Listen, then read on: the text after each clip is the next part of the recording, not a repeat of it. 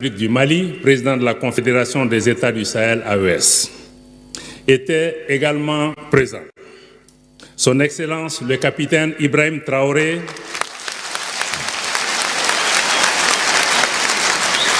président du Faso, chef de l'État. Son Excellence, le général Abdourahmane Tiani, président de la République du Niger, chef de l'État. Le Collège des chefs d'État a passé en revue la situation politique, économique et sécuritaire dans l'espace confédéral et a examiné l'état d'exécution des décisions et orientations du Collège.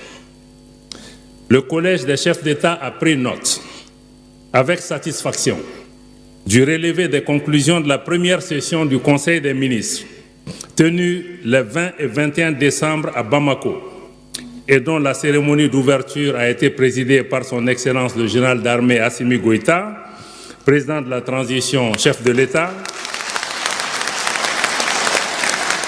président de la Confédération des États du Sahel, AES. Les travaux de fond ont été ensuite placés sous la présidence du général de division Abdoulaye Maïga, Premier ministre, chef du gouvernement de la République du Mali. Le Collège des chefs d'État a salué la qualité du dit relevé et entériné les pertinentes recommandations qu'il contient. Le Collège des chefs d'État a également examiné le rapport sur la mise en œuvre de la feuille de route de l'an 1 de la Confédération des États du Sahel, AES, ainsi que le rapport synthétique sur le processus de négociation entre la Confédération des États du Sahel, AES, et la Communauté économique des États de l'Afrique de l'Ouest, CEDEAO. À l'issue des délibérations, le Collège des chefs d'État a approuvé les recommandations contenues dans les 10 rapports.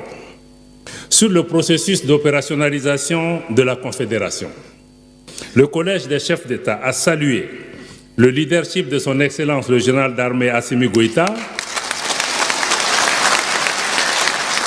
président de la transition, chef de l'État de la République du Mali, dans la mise en œuvre diligente des conclusions de la première session tenue le 6 juillet 2024 à Niamey, en République du Niger, et de la feuille de route de l'an 1 de la Confédération des États du Sahel, AES.